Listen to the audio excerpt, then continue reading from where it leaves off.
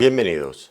Continuamos con nuestro estudio en el Evangelio de Juan. En esta ocasión vamos, con la ayuda del Señor, a terminar el capítulo 14.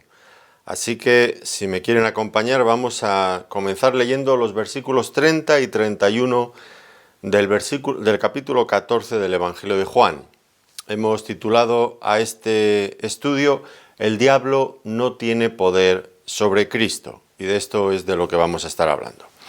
Miren lo que dice la palabra del Señor.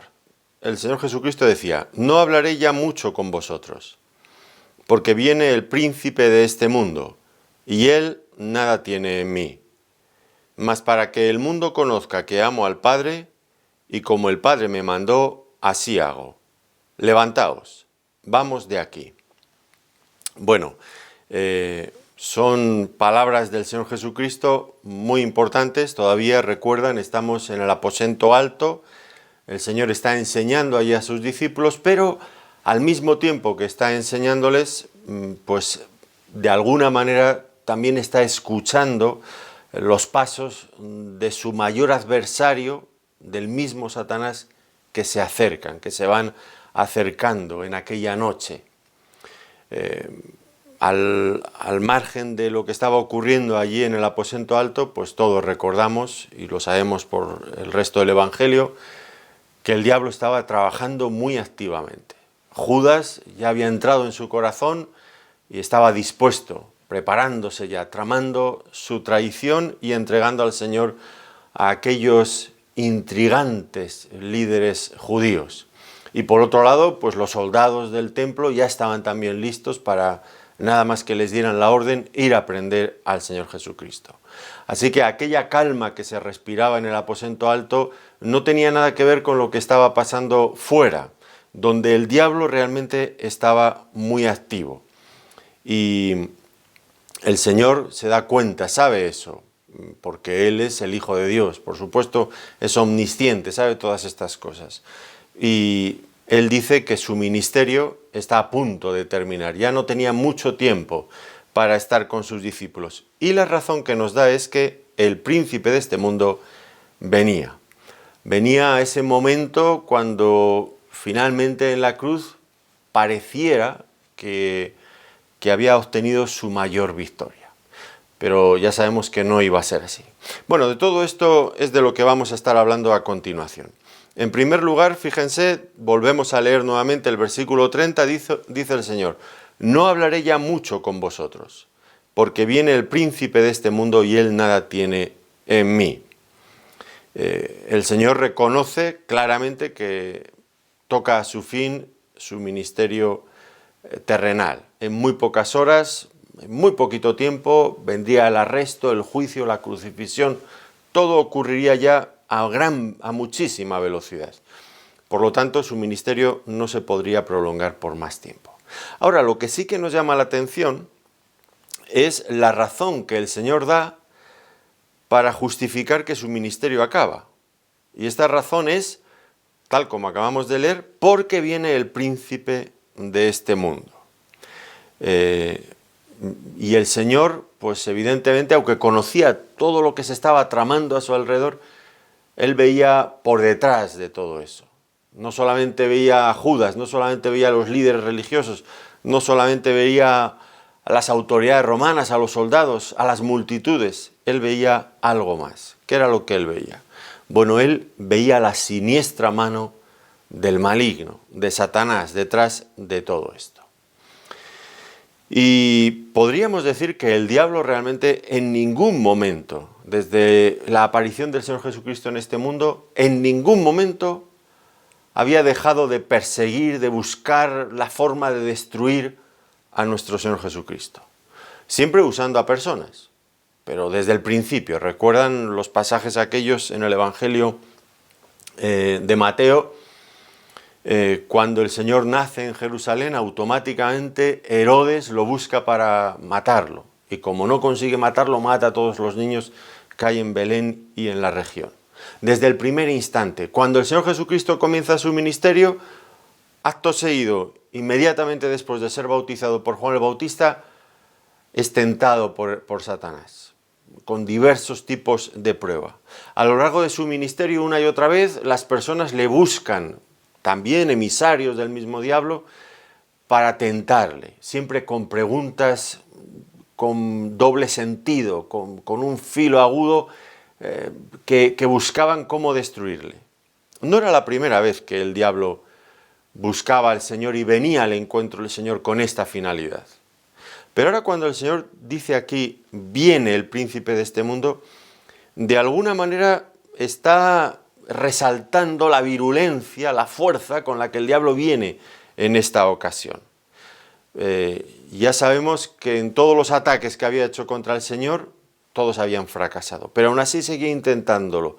Y ahora llegaba ese momento en el clímax, cuando el Señor iba a morir en la cruz. Era la última batalla, la batalla definitiva. Y el diablo organizaba a todos sus secuaces y se colocaba a la cabeza para ir contra el Señor. Esto nos hace, de alguna manera, percibir la importancia de la cruz. Cuando el diablo, en las palabras del Señor, dice, viene con esa fuerza, con todas sus huestes, con todos sus ejércitos, con todos sus recursos, viene, porque la cruz era la batalla definitiva. La cruz era donde se iba a librar esa batalla que como resultado daría lugar a la salvación de los hombres. Es cierto que aparentemente la cruz fue la derrota del Señor, pero lo que ocurrió realmente es que el diablo perdió a partir de ese momento todo su poder sobre los pecadores que se arrepienten, que buscan al Señor. Y vamos a comprobar que una vez más, lo que había sido la pauta, lo que siempre ocurría con el Señor cuando el diablo le tentaba, en esta ocasión también pasaría lo mismo. El Señor había acabado su carrera con absoluta perfección, sin que el diablo pudiera atacarle ni encontrar nada en él. Pero ahora ocurriría otro tanto de lo mismo, como veremos a través de esta meditación. Así que, bueno, pues el Señor se enfrentaba, estaba en la recta final y sabía lo que venía después. Y tenía mucho interés en que los discípulos percibieran la auténtica dimensión espiritual de lo que allí estaba ocurriendo. No era simplemente, que podría parecerlo a los ojos de los discípulos, un desencuentro entre las autoridades judías y el Señor Jesucristo. No era eso. Claro que había un desencuentro entre el Señor y las autoridades judías, por supuesto. Pero no era eso el núcleo, el germen del asunto, lo más importante del asunto. No, había mucho más que todo eso. Y había grandes potencias espirituales de maldad organizadas por el príncipe de este mundo, que las dirigía, que las encabezaba, que iba delante de todas ellas. Y el Señor quería que los discípulos percibieran todo esto. Me recuerda aquella historia cuando, creo que era Eliseo, siempre los confundo, Elías y Eliseo, pero creo que era Eliseo, cuando rodean la ciudad y el siervo del profeta está asustado viendo las huestes que hay allí. Y Eliseo le pide al Señor que abra sus ojos, los ojos del siervo, para que vea todo el potencial espiritual que había allí. Es que hay dos dimensiones siempre en estas batallas, ¿verdad? Una que no se ve, que es espiritual, que está tras el telón, pero muy activa, y otra que está al frente, que se ve en este ámbito humano. Los discípulos en este caso no veían las huestes espirituales, que desgraciadamente en esta ocasión no eran buenas, aunque también estaban, por supuesto, pero lo que se subraya aquí es esa maldad del diablo y de todos los que le seguían. Y eso lo veremos con toda claridad, ¿verdad?, en el Getsemaní, la lucha espiritual del Señor, sobre todo en el Calvario también. ¿Quiénes eran entonces los enemigos a vencer? Pues por supuesto no eran los líderes, los jefes judíos, ni tampoco era el gobernador romano. Había una guerra a un nivel superior. Y en esa guerra las armas de este mundo no valen, no sirven. Las personas con las que nosotros nos enfrentamos en nuestra vida espiritual pues a veces nos parecen que es el enemigo final que hay que vencer, pero son simplemente herramientas que el maligno utiliza. Y las utiliza, por supuesto, para llevar a cabo sus planes diabólicos, malvados, claro. Pero son simplemente herramientas, no son el enemigo que hay que vencer finalmente. Esto lo deja bien claro el apóstol Pablo cuando escribe a los Efesios. Recuerdan el capítulo 6, cuando habla de la armadura espiritual para defenderse, para estar preparados. Antes de todo eso dice, porque no tenemos lucha contra carne y sangre, contra sangre y carne, es decir, contra naturaleza humana, sino contra principados, contra potestades, contra los gobernadores de las tinieblas de este siglo, contra huestes espirituales de maldad en las regiones celestes. Bueno, aquí empieza a enumerar enemigos en ese ámbito espiritual que no percibimos, y dice, y esos son verdaderamente los que están moviendo los hilos de lo que ocurre en este mundo, cómo va creciendo el poder del diablo. Entonces, esta guerra es espiritual. Las armas de este mundo no valen. Sí, es verdad, crucificaron a Cristo en una cruz. Bueno, aparentemente desde esa perspectiva humana le vencieron, pero desde la perspectiva espiritual, desde la perspectiva divina, que es la que realmente cuenta, el diablo selló allí su derrota definitiva y eterna en cuanto a la humanidad. Así que hay que verlo desde esta perspectiva. Ahora, desde otro ángulo, hay que decir que esta es la tercera vez que el Señor se refiere al diablo de esta manera, el príncipe de este mundo. La tercera vez. Y nos sorprende, realmente me sorprende esta descripción del diablo. ¿En qué sentido, nos podríamos preguntar, en qué sentido el diablo es el gobernante de este mundo? Y esta es una pregunta importante.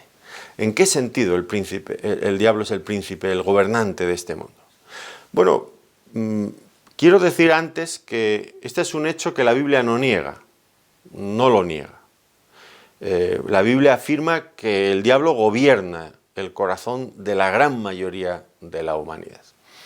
Y es importante partir de esta base, hay que ser realistas. Creo que el diablo se ríe a carcajada limpia de todos aquellos que no creen en él, que no creen que el diablo exista, de los cuales la inmensa mayoría de mis compatriotas españoles pues seguramente estarían pensando en eso, que el diablo son imaginaciones de mentes medievales, antiguas, ancladas en el pasado, que no han logrado evolucionar con los tiempos y que siguen pensando en esas tonterías. Eso es lo que piensan muchos.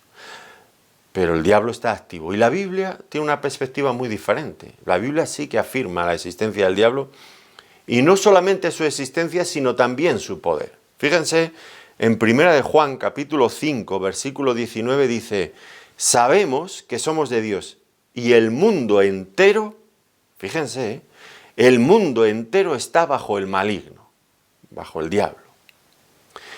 Cuando Pablo escribe a los Efesios, capítulo 2, versículos 1 y 3, dice 1 al 3, y Él, el Señor Dios, os dio vida a vosotros cuando estabais muertos en vuestros delitos y pecados, en los cuales anduvisteis en otro tiempo, anduvimos en nuestros delitos y pecados, siguiendo la corriente de este mundo.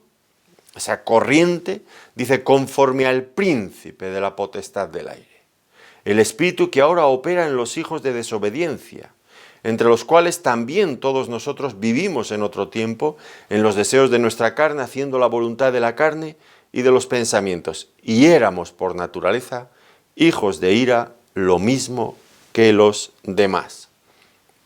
Lo que Pablo dice es que si no hubiéramos sido rescatados, si no hubiéramos recibido la nueva vida que hay en Cristo, nosotros estaríamos en esa misma posición, bajo el maligno.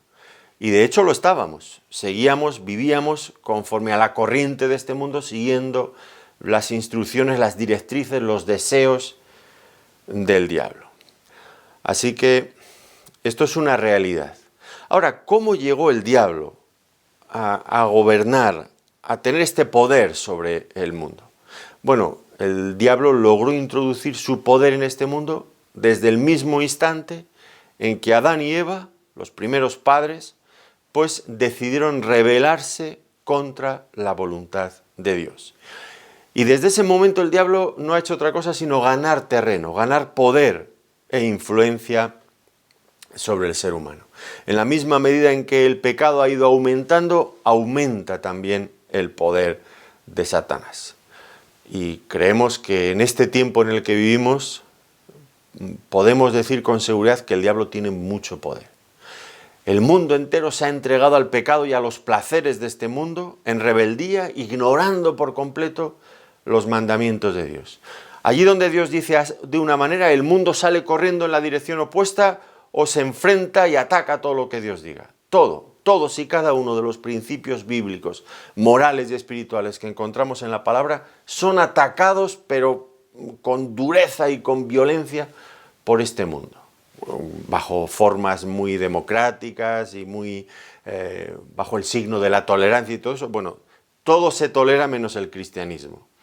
Y el cristianismo se ataca de una forma intolerante. Pero esto, pues, no se puede decir casi. Vivimos en esta generación del pensamiento único y uno no se puede salir de ese pensamiento. Si vas en contra ya te tachan y puede ser que te bloqueen todo. Dejes de existir casi.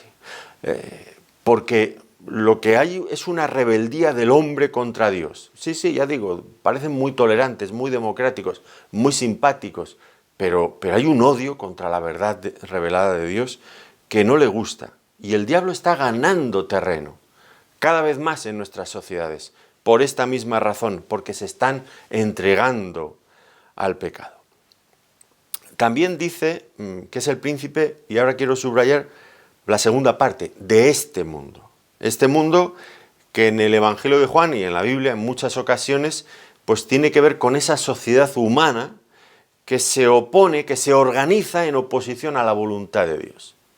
Hay una sociedad organizada contra Dios, contra los principios de Dios. Y eso es el mundo. Y realmente tenemos muy poca idea, seguramente, de la extensión de la influencia del diablo, de Satanás, sobre este mundo. La verdad es que no lo sabemos, pero sospechamos, claro que lo sospechamos, que su influencia es muy grande. Están ocurriendo tantas cosas en este mundo. No vamos a justificar, desde luego, la maldad humana, porque la llevamos dentro. Pero parece que hay algún instigador, alguien que está empujando, animando, soplando desde atrás para que todo vaya hacia adelante, con fuerza. Y están ocurriendo tantas cosas malvadas. Yo temo que ya uno llegue, me tengo que dosificar ya con lo que veo, porque uno ve tantas cosas en las noticias, no estoy hablando de cosas en las noticias, vemos tantas cosas desgarradoras, de una violencia, de una maldad tan extrema, y día tras día en los noticiarios, que tengo la impresión de que mi corazón, después de ver tantas cosas de ese tipo, llega a endurecerse al tal punto que pierda sensibilidad. Y que llegue un momento en que yo siga viendo esas cosas y ya no sienta horror ante todo ello. Porque es que ocurren cosas realmente horribles. Claro que el diablo tiene mucha influencia en este mundo, más de la que muchas veces seguramente imaginamos. Solo hay que ver lo que pasa a nuestro alrededor. Pero a pesar de que el mundo, este mundo que gobierna, que dirige de manera ilegítima el diablo, pues está en contra de Dios, sin embargo, Dios sigue amando a este mundo. Este sistema rebelde, opositor contra Dios, Dios sigue amando. ¿Recuerdan ese versículo tan bien conocido en el Evangelio de Juan? Y está justificado que sea bien conocido. De tal manera amó Dios al mundo. Y comienza diciendo así, de tal manera, es decir, el amor de Dios por el mundo es de una manera inimaginable. De tal manera ha amado Dios al mundo, a ese sistema rebelde contra Dios, que ha entregado, que ha dado a su propio Hijo, para que todo aquel que en Él cree no se pierda, mas tenga vida eterna. Este es nuestro Dios. ¿Cuál es la respuesta de Dios a ese mundo hostil? Bueno, pues hay un compromiso genuino de parte de Dios por salvarlo, por librarlo de ese tirano ilegítimo que es el diablo. Esta es la idea que tiene, el propósito, lo que Dios está haciendo. Ahora continúa este pasaje diciendo, él, el diablo, nada tiene en mí, dice el Señor. Y es verdad, el pecado pues le da poder al diablo sobre las personas, pero aquí nos encontramos con una realidad nueva, que descoloca al mismo Satanás, claro que le descoloca, porque en el Señor Jesucristo no hay pecado. Por lo tanto, el diablo no tiene ninguna razón, ningún poder para dominar al Señor Jesucristo. De esta manera es como debemos de entender este modismo hebreo. Él nada tiene en mí. Lo que viene a decir es que el diablo no puede hacer ninguna reclamación legal contra mí. El diablo no tiene ningún dominio sobre mí. Eso es lo que el Señor Jesucristo estaba diciendo. Y con esto, con esta afirmación, el Señor estaba dejando bien claro pues su absoluta perfección moral y espiritual. Absoluta perfección moral y espiritual. No había en el Señor Jesucristo ningún punto débil, nada defectuoso donde el diablo pudiera aferrarse. Una personalidad limpia, completamente pura, inmaculada la del Señor Jesucristo. Y así acaba su obra. Dice un poquito más adelante en el capítulo 17, versículo 4, yo te he glorificado, dice el Señor, yo te he glorificado en la tierra, he acabado la obra que me diste que hiciese. Con un currículum intachable, perfecto, habiendo sido sometido a todo tipo de pruebas en los más diversos escenarios, y el Señor Jesucristo, no ha habido en este mundo hombre más atacado que Él, sin embargo terminaba su carrera de una manera brillante, sin haber encontrado en Él nada inadecuado. Y esto es asombroso, ¿no? Siempre cuando leo los libros de crónicas de reyes, pues aparecen, ya saben ustedes, una y otra vez reyes, y dice, y empezó bien, pero terminó de esta manera. Y el problema era ese, terminar bien su reinado. Muchos reyes toman algunas medidas buenas, sobre todo los de la parte sur de Judá, toman algunas medidas buenas de acuerdo a la voluntad de Dios, pero según van avanzando en su gobierno, se relajan y cambian. No todos, hay excepciones gloriosas, pero siempre lo llevo en mi corazón. Qué tristeza me da, ¿no? Han empezado tan bien y han acabado mal. Bueno, el Señor Jesucristo tiene una tendencia uniforme, siempre de la misma manera, siempre perfecto. Y no hablo del tipo de perfección de esos reyes, sino que hablo de la perfección absoluta, donde el diablo no tiene nada que encontrar en él. Y en este sentido, pues, es único el Señor Jesucristo. Podríamos pensar en otros grandes hombres de la antigüedad, pero no son comparables. Cristo es el incomparable también en esto, porque no se encontró nada en él. Podríamos hablar de Noé, al que Dios encontró justo en aquella generación que destruyó por medio del diluvio, pero también hubo cosas malas en Noé. Recordamos aquel episodio tan vergonzoso, Noé emborrachándose. Abraham, pues también un hombre, el padre de la fe. Sin embargo, un hombre que miente y que tiene que avergonzarse cuando, tanto en Egipto como luego aquel otro vecino suyo, pues también ¿por qué me engañaste con tu mujer? Si es tu mujer, ¿por qué dices que es tu hermana? Moisés, David, pues claro que tuvieron pecados, y algunos de ellos muy sonoros, el pecado de David con Betsabé, la mujer de Urías eteo. Claro, sobre todos ellos, pues tenía algo, el diablo que objetar, algo en lo que agarrar a su víctima. Porque todos nosotros somos débiles por naturaleza, tenemos una naturaleza caída. Y este es un terreno fértil para el diablo. Alguien ha dicho que si se arroja una cerilla encendida en un barril de pólvora, pues lo que se puede esperar es una explosión fuertísima, inmediata. Pero si esa misma cerilla encendida se echa en un cubo de agua, pues inmediatamente se apaga. Así ocurre con las tentaciones del diablo. Cuando viene a nuestro corazón es fácil encontrar ese terreno fértil, abonado para la tentación. Pero en el caso de Cristo, todo lo que el diablo intentara traer a su corazón, quedaba apagado inmediatamente, porque Él tiene una naturaleza humana perfecta, como ningún otro hombre, a excepción de Adán antes de pecar, ha tenido. Una naturaleza perfecta. Y esta es la diferencia entre Cristo y el resto de la humanidad. Satanás siguió una y otra vez buscando en Cristo una fisura, una grieta en su armadura. Nada. No había ningún defecto que explotar, ningún defecto que explotar, ninguna debilidad para que pudiera tentarle, ningún pecado por el que pudiera condenarle. Hay cuando el Señor Jesucristo les dice, ya digo, ¿no? que fue expuesto a mil y una tentación y observado con lupa, con microscopio constantemente. ¿De qué me acusáis? ¿Qué tenéis que decirme? Y nadie, callan, todos callan, no hay nada. Y lo único que hacen para acusarle es mentir.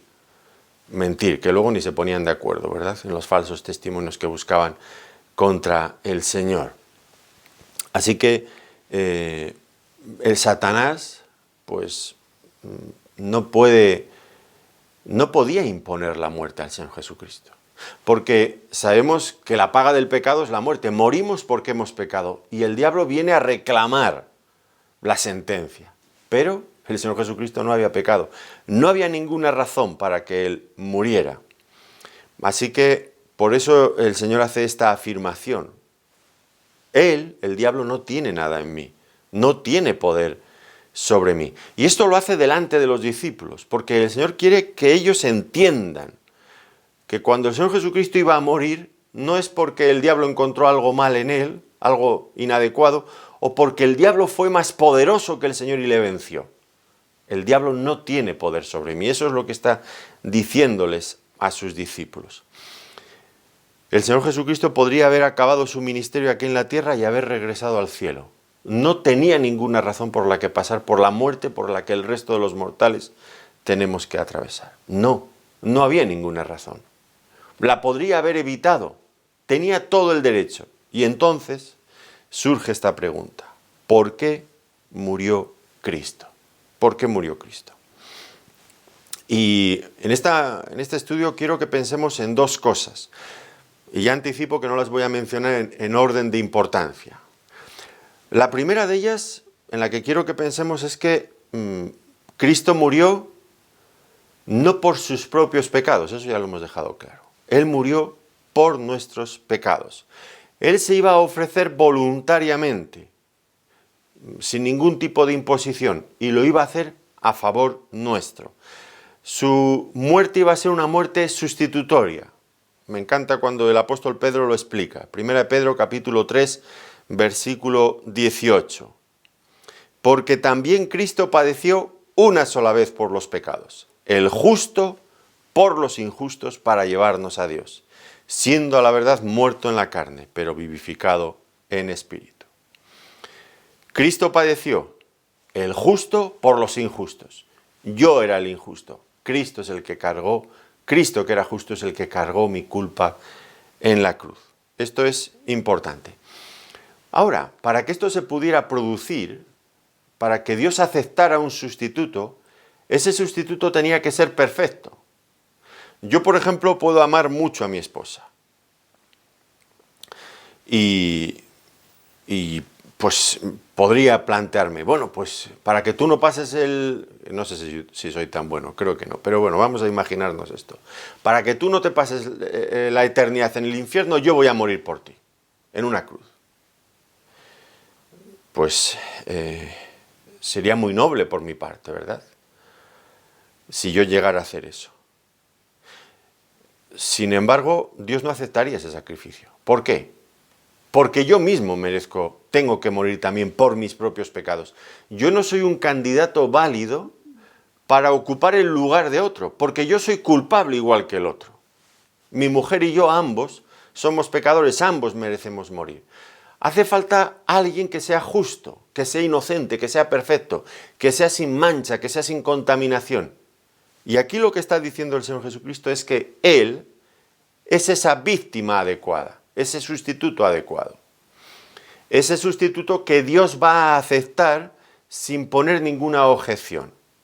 Así que esto es lo que hay detrás también cuando el Señor afirma, el diablo no tiene nada en mí, no tiene ninguna acusación, no tiene nada de qué condenarme, porque después de haberme examinado, no ha encontrado nada aparte de una perfección absoluta, nada indigno.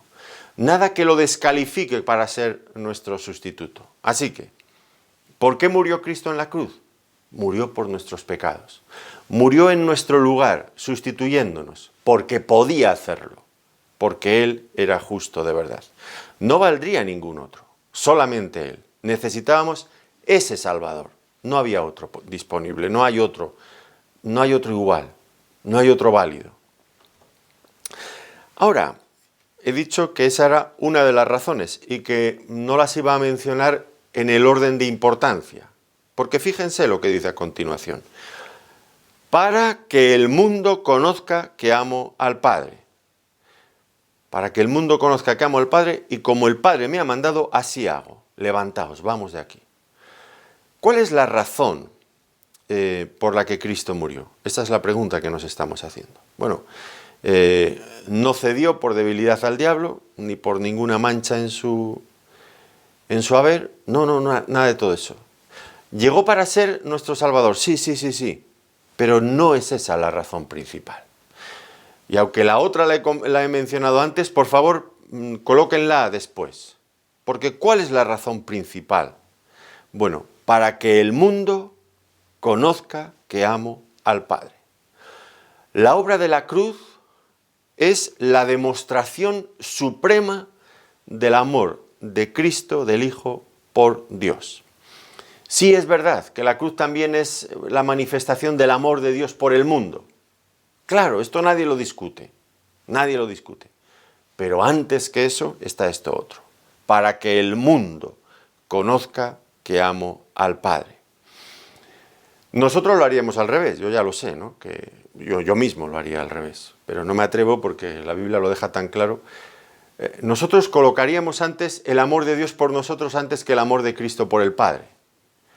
Porque siempre, como seres humanos caídos, queremos que todo gire en torno a nosotros mismos. El hombre como centro de atención de todo, incluso de Dios mismo. No todo es sobre nosotros. La obra de la cruz, en primer lugar, ante todo, es una manifestación donde Cristo quería dejar claro su amor inequívoco, inquebrantable por su Padre Dios. Y esto lo debemos de grabar en nuestras mentes. La cruz, sí, donde Cristo salva a los pecadores, pero donde Cristo demuestra su amor por el Padre. Porque es ahí donde tenemos la manifestación más clara de lo que es el amor, como vamos a ver inmediatamente, del amor hacia Dios. Y en este sentido quiero subrayar un hecho, y es que esta es la primera vez y la única vez en todos los evangelios donde el Señor Jesucristo declara su amor por el Padre. La única vez. Esto no quiere decir, desde luego, que el Señor no hubiera demostrado continuamente su amor por el Padre. Eso está fuera de toda duda. Un amor verdadero, un amor pleno. Claro, eso leamos cualquier página, la que usted quiera, de los evangelios, vamos a encontrar alguna manifestación del amor del Hijo por su Padre. Porque era lo que le movía en todo cuanto hacía. La obediencia hacia su Padre, tanto en lo que decía como en lo que hacía. Todo. Pero lo que quiero resaltar aquí es que es la única vez que el Señor habla de su amor para con el Padre. Y esto me gustaría colocarlo en contraste con la cantidad de veces que nosotros hablamos de cuánto amamos a Dios. Recuerdo hace poco estaba esperando para comenzar una predicación en un lugar, creo que era un cine, y había que esperar, no era la hora todavía. Entonces, pues mientras todo aquello llegaba el momento, un joven conectó el ordenador que tenía, la computadora que tenía conectada al proyector y en YouTube pues puso un vídeo musical cristiano. Y el cantante cristiano, que creo que duraba como no sé cuántos minutos, pero bastante, creo que lo único que decía, o básicamente lo único que decía era «¿Cuánto te amo, Dios?». Y con eso llenó una canción de bastante tiempo. Bueno, «¿Cuánto te amo, Dios?». Bueno, los hombres hablamos mucho, no critico a este cantante, si es que todos tenemos esa tendencia, ¿no? Los hombres, los creyentes, a veces hablamos mucho de nuestro amor por Dios, pero luego nuestra conducta contradice nuestras bellas palabras. No es así en el caso de nuestro Señor Jesucristo. Todo lo contrario. Y aquí es donde llegamos a este punto tan importante. Dice, como el Padre me mandó, así hago. Recuerdan que en estudios anteriores, en este capítulo, cuando estudiábamos el versículo 15 y el versículo 21, allí decía, si me amáis, guardad mis mandamientos. El que tiene mis mandamientos y los guarda, ese es el que me ama. Así que hay una correlación exacta entre obedecer a Dios, guardando sus mandamientos, y amar a Dios. Eso es la demostración de que amamos a Dios, obedecer a Dios. Bueno, pues ese principio fundamental que el Señor enseñó reiteradamente en este capítulo y en otras ocasiones, pues es el que ahora mismo Él está poniendo en práctica. Pero Él lo hace también en relación con su Padre. Dice que Él ha recibido un mandamiento de su Padre. Ese mandamiento nos dice Juan capítulo 10, versículos 17 y 18, que era dar su vida por las ovejas, por el ser humano, por los perdidos. Así que Él iba a demostrar este amor precisamente por medio de su obediencia al Padre. Así que no era un amor como el nuestro, que se expresa muy bellamente, pero que a veces queda solamente en eso, en expresiones retóricas. No, aquí hay un amor auténtico. Y en este sentido, creo que resalta con mayor luz todavía, si es que cabe, que creo que es muy difícil, la figura de Cristo como maestro. Creo que siempre es más fácil seguir a un maestro que predica con el ejemplo que a un maestro que enseña bonito, pero que no hace nada de lo que dice. Y en ese sentido, Cristo es perfecto. Él nos enseña cómo debemos demostrar nuestro amor al Padre, pero al mismo tiempo Él se coloca en primer lugar, dando los primeros pasos, dejándonos un ejemplo perfecto, armonioso con sus palabras. Decía y hacía. Ahora, pensemos algo impensable. Imaginémonos que Cristo pues quisiera evitar la cruz. Bueno, para eso solamente tendría que haber estado dispuesto a no amar a su Padre. Digo que pensemos lo impensable porque el Señor Jesucristo esto nunca lo haría. Nunca lo hizo, nunca lo haría. Sería algo inapropiado de Él. Algo que rompería con todo lo que sabemos de Él. Es que me da vergüenza hasta plantearlo. Pero quiero llegar a un punto. Y el punto es que, fíjense lo sencillo, lo fácil que habría sido ceder, no presentarse a la cruz. El diablo le planteó esta cuestión, recuerdan en las tentaciones. Le muestra todos los reinos de este mundo y le dice, todo esto te daré si postrado me adorares. ¿Y cuál fue la respuesta inmediata del Señor? Al Señor tu Dios adorarás y a Él solo servirás. Apártate de mí, Satanás. No quería nada con Él. Él no podía plantearse esa cuestión, esa disyuntiva. Salir del sufrimiento de la cruz a cambio de ser desleal a mi Padre Celestial, de dejar de amarle. No.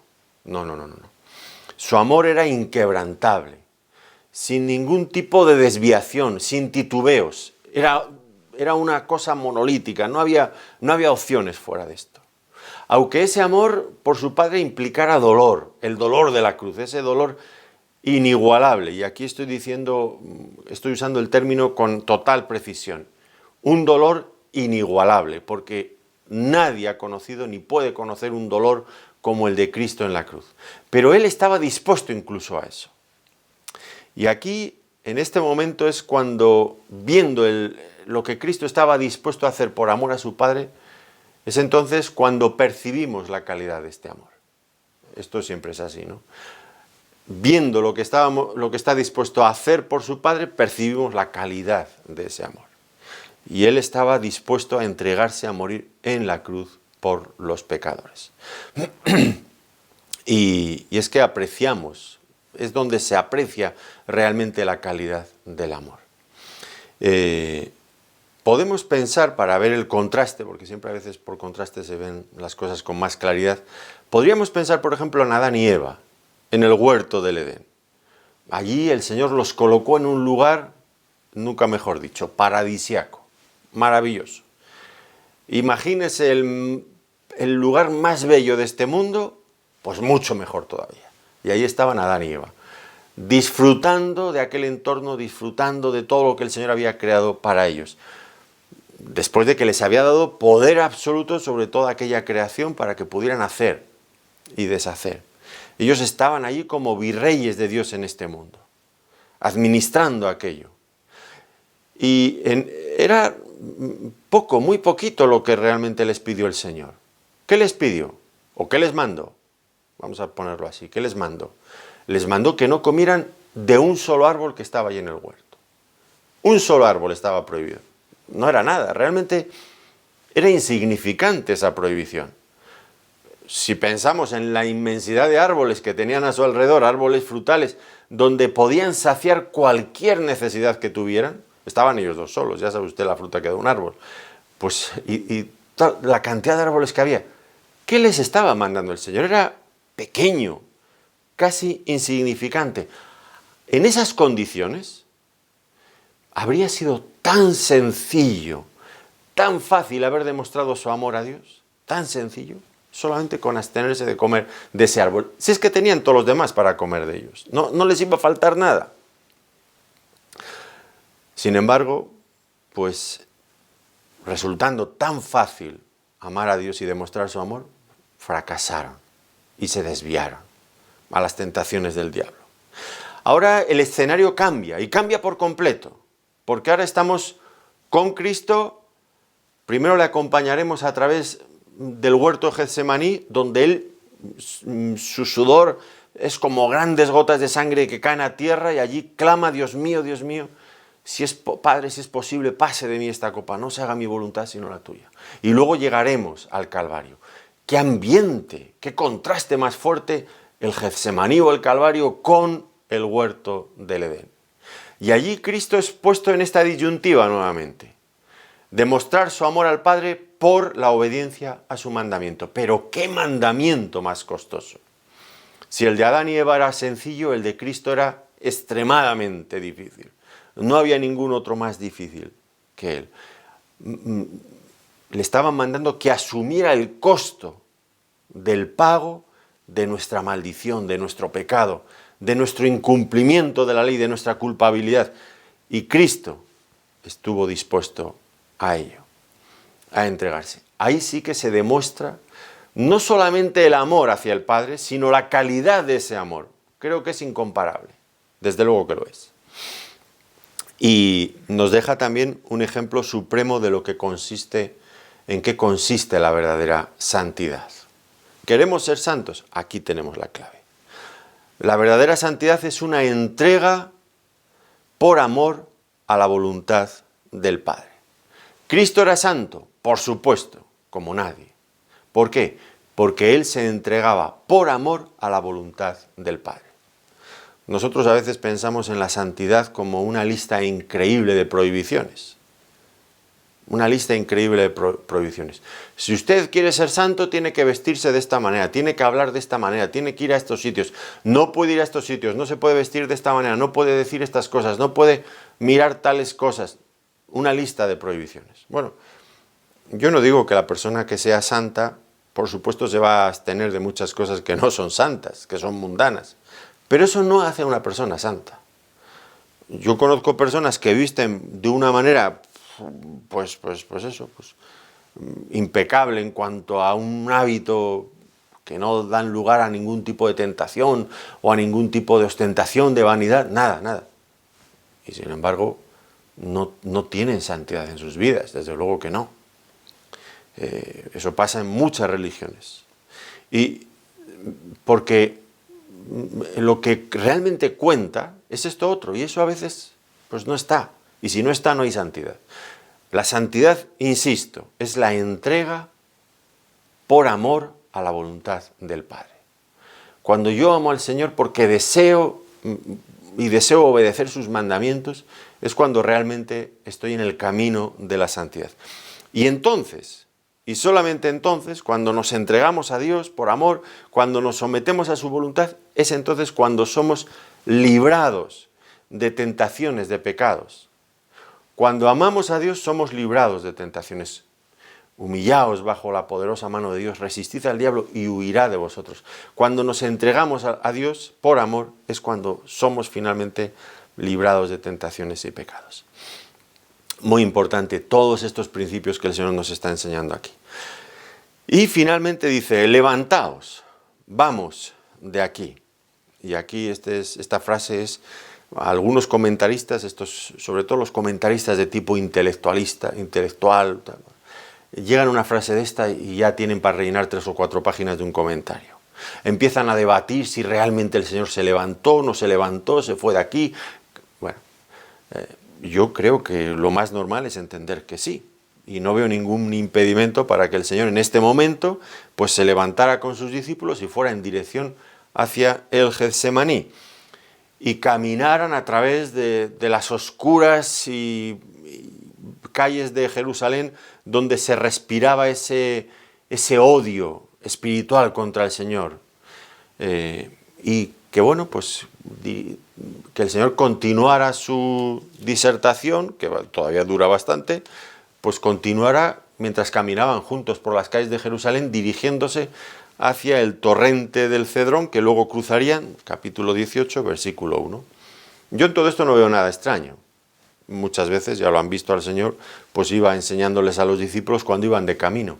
Esa era la forma, o era una forma muy habitual de los rabinos judíos de enseñar a sus discípulos. Mientras iban andando, iban a sus lados, iban departiendo pues enseñanza, explicando cosas. Bueno, no había nada de extraño. Así que, bueno, yo creo que esa es la cuestión. Ahora, más importante, desde luego que sí, más importante de si el Señor cambió de lugar en este momento, es la disposición del Señor. Eso es lo que creo que debemos de subrayar aquí. La disposición del Señor a enfrentar ese último tramo final que le conduciría hasta la cruz. Y esa disposición también a entregar su vida voluntariamente. Esa actitud valiente de encontrarse con el príncipe de este mundo. Hemos empezado estos versículos diciendo lo que el Señor decía, viene el príncipe de este mundo.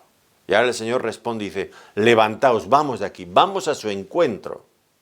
No tiene miedo, no tiene dudas, no está vacilando, se enfrenta al diablo y al poder de la muerte y del infierno, pero el Señor va adelante. Y esto es asombroso, realmente es asombroso. Ver el talante de nuestro Salvador, no solamente que es nuestro Salvador, sino el tipo de Salvador que tenemos, su valentía, en este conflicto que él conocía bien, que le esperaba, pero cómo iba hacia adelante. Y en todo ello hay una invitación a sus discípulos, levantaos, es decir, venid conmigo, vamos. Quería que le acompañaran. ¿Por qué? Bueno, pues una vez más los estaba preparando. Los estaba preparando. ¿Preparando para qué? Bueno, para lo que luego un poco más adelante va a decir en el capítulo 16, versículo 2. Os expulsarán de las sinagogas y aún viene la hora cuando cualquiera que os mate pensará que rinde un servicio a Dios. Preparados para que lo que le iba a ocurrir ahora al Señor Jesucristo, que lo iban a matar por odio y por envidia, pues que ellos estuvieran también preparados en sus propias vidas, porque ellos y nosotros en este siglo como creyentes debemos de asumir que el diablo sigue enemistado y sigue planteando guerra contra el Señor y contra su causa, contra nosotros si somos creyentes. Y debemos de estar dispuestos a morir. Por eso el Señor les dice, levantaos, vámonos de aquí. Quiero que lo veáis, ver mi disposición, porque eso es lo que de vosotros tarde o temprano tendréis que imitar. Ahora, al terminar este estudio me gustaría hacer una última consideración, y es que la enseñanza del Señor se divide a partir de este momento en dos partes. Por un lado, esta primera parte que ya hemos disfrutado desde el capítulo 13, cuando el Señor, ya en el aposento alto, celebrando con toda esa solemnidad la noche, la cena pascual, pues el Señor ya comenzó lavando los pies de los discípulos, capítulo 13, capítulo 14. Pero ahora hay un cambio de escenario, y es importante subrayar esto. Ya no va a ser dentro de ese aposento alto, en la intimidad con los discípulos, con esa comodidad, con ese disfrute, con el Señor escuchándole, bien que era difícil muchas de las cosas que les decía y que ellos no las entendían por el momento, pero aún así estoy seguro que el corazón de ellos ardía dentro de sí mismos cuando escuchaban al Señor hablar, porque la enseñanza del Señor siempre tenía ese efecto sobre los que enseñaban. Esa era la primera parte de la enseñanza. Pero la segunda se desarrolla en el exterior, en un ambiente muy diferente, en el ambiente hostil de este mundo, donde ya se respiraba ese odio envenenado contra el Señor, ese odio de la religión que estaban por destruirle. Se percibía la tensión contra el Señor. Así que hay dos ambientes y el Señor está enseñándoles hasta aquí en ese ambiente recogido del aposento alto. A partir de ahora, por las calles hostiles de Jerusalén, dirigiéndose hacia el huerto de Getsemaní, donde finalmente el Señor sería prendido. ¿Y por qué quiero resaltar estas dos cosas? ¿Qué aprendemos de aquí? Bueno, vamos a ir viendo a partir de ahora que el Señor va a hablarles de la misión que tienen encomendada. Y vamos a ver que para cumplir esa misión, frente al mundo, tenemos que salir. No lo podemos hacer en el aislamiento. No lo podemos hacer en la comodidad de nuestros hogares o en la comodidad de nuestras iglesias locales. No, tenemos que salir a ese mundo hostil que nos espera afuera y que nos necesita. No podemos cumplir ese mandamiento quedándonos en el aposento alto. Claro que nos gustaría estar siempre allí. A mí, si me hubieran dado a elegir, por supuesto, me habría quedado siempre con el Señor en el aposento alto. Es tan hermoso escuchar sus palabras, pero ahora somos exhortados a tomar esa otra parte del camino. Levantaos, vamos de aquí. Hay algo más que hacer, hay una misión que cumplir y esa tiene que ser fuera. Saliendo de nuestra zona de confort, de nuestra zona de seguridad. Ahora, pero del mismo modo que es necesario salir, también sería contraproducente no entender y no disfrutar, no practicar la primera parte, es decir, estar con el Señor en la intimidad, aprendiendo de sus palabras. Algunas personas y cristianos son realmente muy activos, casi me atrevería a decir a veces que pecan de activismo. Siempre quieren estar de aquí para allá, no paran nunca, siempre están inmersos en algo. Pero esas personas pasan poco tiempo a veces, siempre movidos por esa actividad, pasan poco tiempo en la presencia del Señor, disfrutando de su palabra, orando al Señor, preparándose con el Señor. Y ese ministerio muy activo siempre será infructuoso, a la larga lo será. Hay algo ahí que carece de fundamento, que resultará finalmente desequilibrado. Ambas cosas son importantes. La quietud, estudiar y reflexionar y meditar en quietud la palabra del Señor, en la comunión con Él, en oración, por supuesto. Pero también lo otro, salir al mundo hostil, predicar a las personas que no nos aprecian, que no nos quieren, que rechazan el Evangelio, hay que predicarles. Pero lo uno sin lo otro, pues no encaja bien. Las dos cosas son necesarias. No podemos presentarnos ante el mundo sin habernos presentado previamente ante el Señor. Esto es muy importante. Por eso creo que el Señor también elige bien cada cosa que está haciendo aquí. Y este cambio de escenario, que va a coincidir también con cierto cambio en la temática, lo iremos viendo más adelante, pues es a propósito, quiere transmitirnos estas ideas. En todo caso, las palabras del Señor a sus discípulos siguen resonando desafiantes también para nosotros. Levantaos, vamos de aquí, ¿A dónde iban? Iban a la cruz. Vamos aquí. Y esto sigue siendo la invitación del Señor a cada uno de nosotros, que ya somos creyentes y a los que no son creyentes todavía. Vámonos aquí. Esa invitación a acompañar a Cristo a la cruz, constantemente. No podemos dejar de ir a la cruz. La cruz es el eje central de nuestra vida. El Señor nos mandó que tomáramos el pan y el vino, celebráramos la Santa Cena en memoria de Él. En memoria de Él, y allí queda claro que es en memoria de lo que Él hizo en la cruz y de lo que Él hará cuando Él vuelva. Por eso anunciamos también su venida. Pero muy importante la presencia, la idea de la cruz, central. ¿Y por qué? Nosotros lo hacemos cada domingo, cada primer día de la semana. Y algunas veces uno puede caer fácilmente en la rutina. Hay además cierto orden en el culto y nosotros, todas las personas, los seres humanos, nos gustan las costumbres, las tradiciones y nos gusta saber qué viene primero, qué viene después. Hay cierto orden. Y eso fácilmente puede caer en la rutina, en el aburrimiento, en la pérdida de sentido de lo que se hace. Y somos exhortados una y otra vez, levantaos, vamos aquí, vamos a la cruz. Debemos de seguir mirando a la cruz como el lugar donde nosotros nos reconciliamos con Dios, donde empieza nuestra vida, donde se sustenta nuestra salvación, donde apreciamos realmente el carácter de Dios. Y eso es en la cruz. Si quitamos la cruz, hemos perdido todo. Vamos, levantaos, vamos aquí, vamos a la cruz. Esta exhortación constante a ir a la cruz.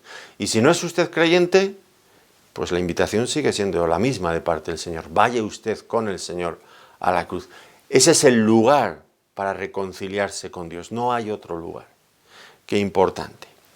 Bueno, pues terminamos aquí este capítulo, este hermosísimo capítulo. Nos ha costado, ¿verdad?, llegar al final del capítulo, que no del sermón, porque el sermón continúa hasta el capítulo 18, que es cuando ya le arrestan.